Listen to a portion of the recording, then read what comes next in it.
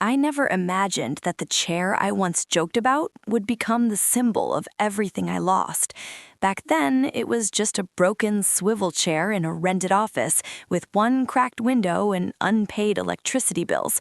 She used to sit there, crossing her legs, pretending to be the CEO of a company that barely existed. She would smile, tap the table like a boss, and say, "One day, this chair will be mine for real." I laughed every time. Not because I didn't believe in her, but because I believed we would reach that dream together. What I didn't know was that destiny was quietly writing a different story, one where she would sit in that CEO's chair alone, and I would stand outside the glass walls, loving her in silence. Her name was Eileen. She wasn't just my girlfriend, she was my safest place, the kind of woman who remembered small details, like how I took my coffee without sugar, or how I stared at the ceiling when I was anxious. We met when neither of us had anything to lose, which is ironic because that's exactly when love feels the most fearless. We shared dreams instead of money, promises instead of plans, and hope instead of stability. I was struggling to build my career, jumping from one failed opportunity to another, while she worked late nights, believing in a future that hadn't shown any proof of existence yet. The cracks didn't appear suddenly. They formed slowly, like silent fractures in glass. I became insecure without realizing it. Her success started growing while I stayed stuck in the same place. People began noticing her, her ideas, her leadership, her confidence, and instead of being proud, I felt smaller. I started comparing my failures to her achievements, and that comparison poisoned the love I had for her. I stopped listening the way I used to. I stopped celebrating her wins. And worst of all, I stopped believing I was enough for her. The day we broke up didn't feel dramatic. No shouting, no crying on the floor, no thrown objects. It was quiet, painfully quiet. She sat across from me, her eyes tired, her voice calm. She said she still loved me, but didn't recognize the person I had become. I wanted to say something meaningful, something that would fix everything, but pride sealed my lips. I nodded like a stranger and let her walk away. That was the biggest mistake of my life. Not losing her, but letting her believe I didn't care enough to fight. Years passed. Life moved forward the way it always does, without asking if you're ready.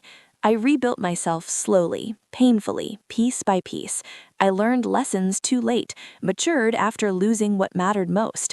Sometimes I would hear her name from mutual friends. "She's doing great.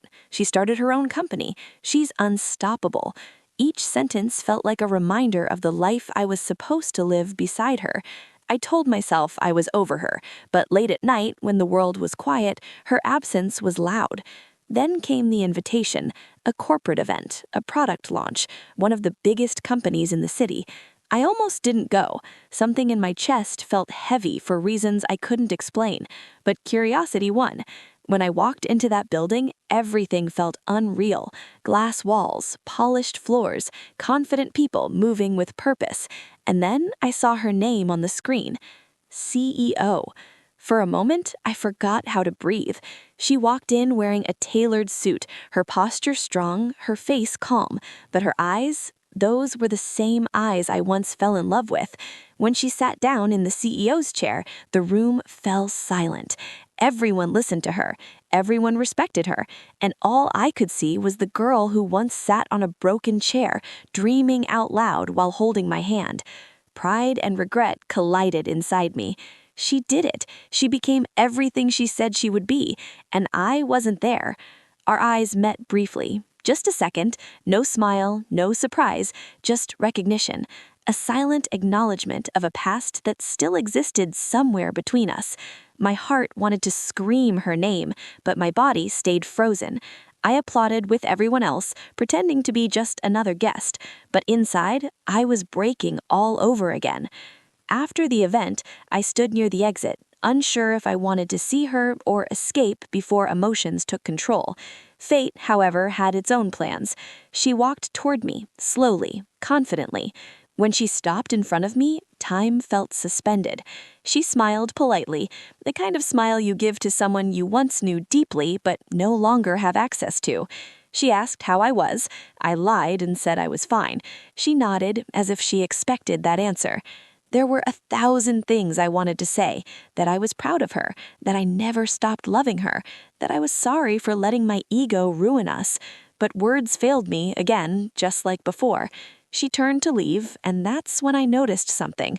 Her hand. No ring. And for a brief, dangerous moment, Hope whispered my name. As she walked away, I realized something painful, yet beautiful. She still looked back, just once, quickly, as if checking whether I was watching, and I was, always had been, loving her in silence, respecting her success from the shadows, understanding too late that love isn't about who reaches the top first, it's about who holds your hand while climbing. That night, I couldn't sleep. Her image in that CEO's chair replayed in my mind like a loop, not because I wanted her success, but because I missed the woman who believed in me when I didn't believe in myself. I wondered if she still thought about me, if she ever missed us, if success had healed her wounds, or simply taught her how to hide them better. What I didn't know was that she had been carrying her own silence, that behind that powerful image, behind that CEO's chair, there was a heart that never truly loved me, and that the next time our paths crossed, silence would no longer be enough. From the moment I saw him standing near the exit, I knew my heart was about to betray everything I had built so carefully. Years of discipline, years of control, years of convincing myself that I had moved on. All of it collapsed in a single second. He looked different, older, calmer, carrying a quiet weight in his eyes that told me life had not been kind to him. And yet, the way he stood, the way his shoulders slightly curved when he thought no one was watching, was painfully familiar. I had rehearsed this moment in my head 1,000 times, always telling myself I would be unaffected, always telling myself I was strong enough now. I was wrong. Sitting in the CEO's chair minutes earlier, commanding a room full of powerful people, I felt unstoppable. But standing in front of him, asking a simple, "How are you?" my voice almost trembled. I hid it well. I always did. That's what success teaches you, how to hide what matters most. When he said he was fine, I smiled. Not because I believed him, but because I recognized the lie. He used to say the same thing when he was drowning. I wanted to ask more. I wanted to reach out, touch his arm, tell him that I was proud of him for surviving whatever had shaped those eyes. But I didn't, because loving someone in silence becomes a habit when you've done it for too long. People think power changes you, that money, status, and respect erase old emotions. The truth is far more cruel. Power just gives you better walls to hide behind. After he walked away, I stayed there longer than necessary, pretending to talk to my team. My chest felt tight, and for the first time in years, I questioned whether all of this empire, this title, this chair, was worth the emptiness I carried with me. That night, alone in my penthouse apartment overlooking the city I conquered, I removed my heels and sat on the floor. Not on the expensive couch, not on the designer chair, on the floor, because that's where the memories lived. I remembered the night we broke up. People think I left because I outgrew him. They're wrong. I left because I was scared I would start resenting him, and love should never turn into resentment. I watched him shrink while I grew, and it broke me. I wanted him to rise with me, not feel threatened by me. I begged him with my silence, hoping he would fight for us. But silence met silence, and pride won over love. I didn't marry anyone else, not because I couldn't, but because no one ever felt like home again. Men came and went, impressed by my ambition, attracted to my confidence, but none of them saw the woman who once believed love was enough. They wanted the CEO, not the girl who dreamed on broken chairs. And I learned quickly that settling is just another form of loneliness. The next morning, I did something I hadn't done in years. I searched his name. There he was, still building, still trying, still standing. And that's when I realized something terrifying. I never stopped loving him. I just learned how to live with the pain of it. Fate, however, wasn't done with us. A week later, our companies were forced into collaboration, a joint project, long meetings, shared responsibilities. When I read his name in the email thread, my hands froze above the keyboard. This wasn't coincidence. This was destiny knocking louder than before. The first meeting was professional, too professional. We avoided eye contact, spoke only when necessary, and treated each other like strangers with a shared past we weren't allowed to acknowledge. But silence has weight, and ours was heavy. Every pause between sentences carried words we never said. Every accidental glance burned longer than it should have. After one meeting, he stayed back. "So, you really did it," he said quietly. I looked at him then, really looked at him, and for the first time I let honesty slip through my armor. "You always knew I would." He smiled, a sad, beautiful smile. "I just didn't think I wouldn't be there to see it." That sentence shattered something inside me. Neither of us spoke for a moment. The room felt smaller, the air thicker. I wanted to tell him everything, that I still loved him, that I waited longer than I should have, that every success felt incomplete without him. But fear is a powerful jailer. Fear of reopening wounds, fear of rejection, fear that timing would betray us again. So I stayed silent. But silence doesn't mean absence. It means patience. That night, I wrote an email. Not as a CEO, not as a powerful woman, but as the girl who once loved him without conditions. I didn't send it. Instead, I saved it as a draft, because some truths are too heavy to release all at once. What I didn't know was that he was fighting his own battle, deciding whether love deserved one last chance, or whether some stories were meant to remain unfinished. And when fate finally forced the truth into the open, neither of us would be ready for what came next. I didn't plan to read it. That's the lie I told myself at first. The truth is, some part of me was waiting for any sign that what we had wasn't just a chapter closed forever. The collaboration forced us into the same digital space, shared files, shared calendars, shared silence. One late night, while reviewing documents she had sent, I noticed it. An unsent email, saved as a draft, my name in the subject line. I stared at the screen for a long time, my finger hovering over the mouse. I knew crossing that line would change everything. Once you read words written from someone's heart, you can never pretend you don't know the truth. I clicked. The email wasn't polished, it wasn't corporate, it wasn't careful. It was her. She wrote about the nights she sat alone in luxury apartments that felt emptier than our old rented room. She wrote about watching my interviews in silence, celebrating my small wins from a distance. She wrote about how every promotion, every milestone felt incomplete without the one person she wanted to share it with. And then came the sentence that broke me. "I never stopped loving you. I just didn't know how to come back without losing myself." My chest tightened, my vision blurred. Years of unspoken emotions crashed into me at once. I finally understood. Her silence was never indifference. It was survival. That night, I didn't sleep. I walked through the city until sunrise, replaying every moment we lost to pride and fear. I realized something painful. We were both waiting for the other to fight, and because neither of us did, we both lost. The next meeting was different. She noticed it immediately, the way I looked at her, the way I no longer avoided her eyes. When everyone left the room, I stayed. Again, history repeating itself, but this time I refused to be quiet. I read it. Her face went pale. "You weren't supposed to."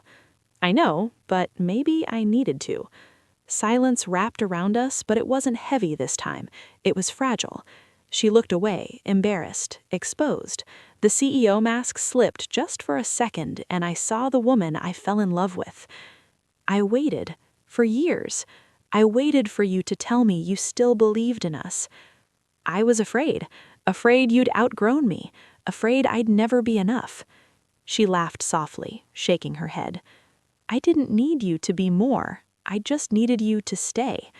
Those words hurt more than any rejection ever could. I took a step closer. "Do you still love me?"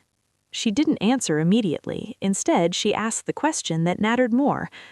"If we try again, will you fight this time?" I wanted to say yes without hesitation, but love isn't just about emotion, it's about responsibility. I knew the risks: media, business, power imbalance, two worlds colliding.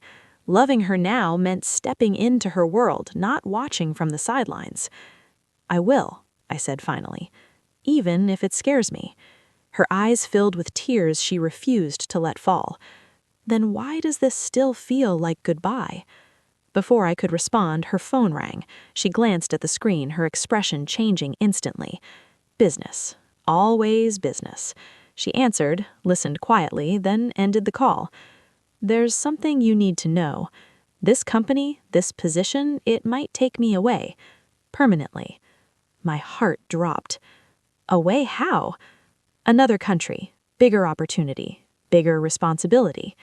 I looked at the woman who once dreamed beside me and realized love was testing us again, but this time the stakes were higher than ever.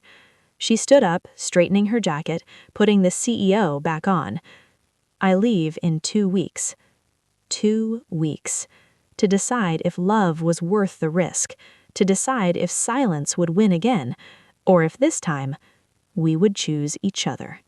She walked past me, stopping at the door. Sometimes, she said without turning around, love comes back to see if you're brave enough now. And then she left, leaving me with the hardest choice of my life. The city felt louder after she left the room. 2 weeks. 14 days to decide whether love deserved courage or another lifetime of regret. I tried to distract myself with work, with routines, with the lie that I still had time, but time doesn't slow down when your heart is on the line. Every night I replayed her words. Sometimes love comes back to see if you're brave enough now. And every night I asked myself the same question. Was I brave enough, or was I still the man who let silence speak for him? The truth finally hit me on the 7th night. I wasn't afraid of losing her to distance. I was afraid of losing myself again. But love was never meant to make you smaller. It was meant to make you honest. I booked the ticket the same night. No speeches prepared, no perfect words rehearsed. Just a decision. Because real love doesn't wait for certainty. It moves despite fear. The airport was crowded, chaotic, full of people leaving and arriving, beginnings and endings crossing paths without noticing each other. I scanned every face until I saw her, standing near the gate, calm, composed, alone. She looked powerful even there, but this time I noticed something else too. Her hands were shaking. I walked toward her, my heart pounding louder with every step. She sensed me before she saw me. She always did. When she turned around, her eyes widened, not in shock, but in disbelief, as if hope had walked back into her life wearing my face. "You came," she said softly. "I should have come years ago," I replied. For a moment, neither of us moved. The announcements echoed around us, but the world narrowed down to the space between our hearts. I could see the walls she had built, and she could see the fear I was still learning to release. "I'm not asking you to choose me over your dreams," I said. "I'm asking you to let me walk beside you while you live them."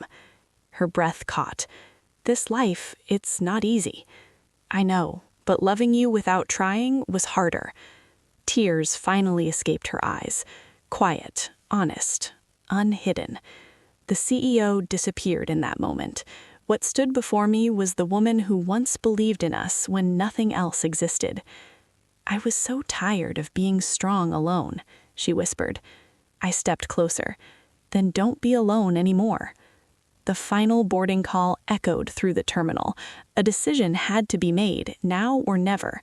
She looked at the gate, then back at me. For the first time, she didn't look torn. She looked relieved. She took my hand, and just like that, the silence ended. Months later, life looked different.